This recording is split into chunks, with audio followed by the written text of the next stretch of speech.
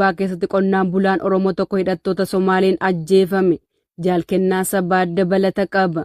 Godina lixa Harargee aanaa Doobbaa Aradaa Misraa Cifraa jedhamutti hidhattoonni Somaalee daangaa ce'uun qonnaan bultoota Oromoo irratti dhukaasa bananiin qonnaan bulaan tokko ajjeefame.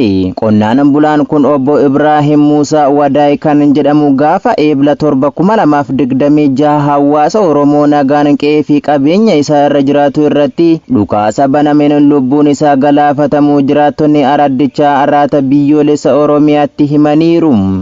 fi diraamaa Piipin qindeessan hidhattoonni Somaalee bitootessa 28/2026 irraa eegalee hanga gabaasni kun qindaa'etti dhukaasa walirraa hin cinne godinaalee Harargee lamaan lafa gara daangaa irra jiran irratti banuun namoota hedduu qe'ee fi qabeenya irraa buqqisuu jiraattonni ONM dubbise itti dabaluun ifoomsaniiru. Hidhattoonni kunniin horsiisee bulaa fakkaatanii meeshaa waraanaa gurguddaa fayyadamuun hawaasa Oromoo irratti dhukaasaa kan jiran yoo ta'u hanga ammaatti murni gabroonfataan empaayeratti birmannaa tokkollee hawaasa Oromoof hin goone jedhu. Aanaaleen daangaa irra jiran ammallee xiyyeeffannoo guddaa barbaadu kan jedhan jiraattonni biltsiginnaan sabaa fi sablammoota gidduutti shira xaxuun bu'aa siyaasaa argachuuf kan isaan faccisiisaa jiru ta'uu fi wabii qe'ee isaan irra jiraachuuf qaban dhabuun caalatti isaan yaaddesseera. Ganna 2025 darbe biltsiginnaan Somaalee Ahmed Faaraa fi Ahmed Shideen ajajamee pirezidaantii naannichaa Mustafee Muhammadiin caffee naannichaatti dhiyaate magaalota aanaalee fi godinaalee haaraa caasisuuf lafti Oromoo daangaa Baalee Harargee fi Booranaa gurguramuun ni beekama. Aanaa Gachiitti buufanni fayyaa tajaajila sirnaa kennuu dhabuun jiraattotatti mufii kaase. Guutuu gabaasichaaf Jaaljiksaa Sirnaa.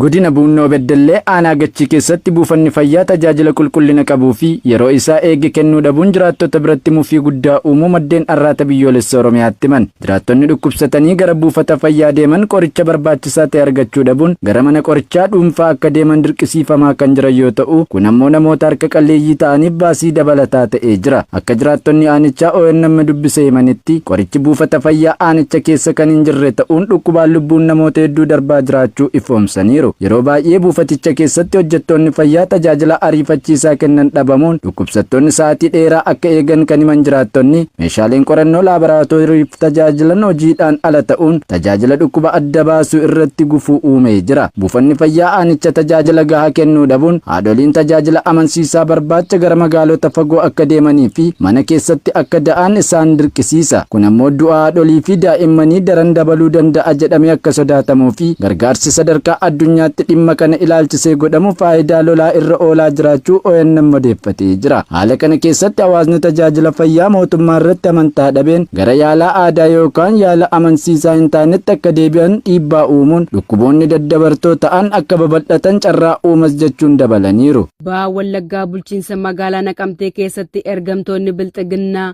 barsiisota irraa qarshii guddaa nyaachuun iddoo adda addaa irraa jijjiiranii hojii irraa ari'uun barame. Dabalatasaaf Jaalfaajjii Bilisummaa. Godina Ba'aa Wallaggaa bulchiinsa magaalaa Naqamtee keessatti waajjirri barnootaa magaalichaa fi kaabinoonni bilxiginnaa waliin ta'uun barsiisota kutaalee Oromiyaa garaagaraa irraa qarshii 100,000 ol kaffalchiisuun jijjiirraa raawwatan hojiirraa ari'uu maddeen arraata biyyoolessa Oromiyaatti himan. Barsiisonni baay'inaan 100 ol ta'an magaalaa Naqamtee keessaa barsiisaa kan turan yeroo ammaa kana immoo jijjiirraa keessantu sirrii miti jechuun hojiirraa ari'anii rakkoo hojii dhabdummaaf saaxiluun himameera. Akka barsiisonni ONM dubbise jedhanitti sababa ergamtoonni bilxiginnaa hojiirraa nu ari'aniif bakka deemnuu fi hojii kan biraa hojjennu hin qabnu. Hojii keenya irraa erga ari'amnee maallaqa keenyas hojii keenyas dhabnee hiyyummaa ulfaataaf saaxilamnee jirra jechuun komii qaban ibsataniiru. Waajjiraalee bilxiginnaa gubbaa irraa kaasee hanga gadiitti malaammaltummaan uummata gidirsuun kan beekamu yoo ta'u kaabinoonnii fi hooggantoonni waajjira barnootaa godina kanaas fedhii dhuunfaa isaaniif jecha maqaa jijjiirraa bakka hojii isiniif laanna jedhuun matta'aa qarshii hanga kana barsiisota irraa saamuun beekameera. Sababa kanaan walqabatees barsiisonni kunneen rakkoo dinagdee fi hawaasummaa hamaaf saaxilamanii dararaa ulfaataa keessa akka jiran bira ga'ameera. Aanaa Baakoo Tibbee keessatti lukkeeleen bilxiginnaa dirqamaan dabtara qusannaa baankii siinqee baafachuu qabdu jechuun hawaasa hiraarsaa jiraachuun dhaga'ame. Gabaasa qindaa'eef Jaalmurtii Haqaa.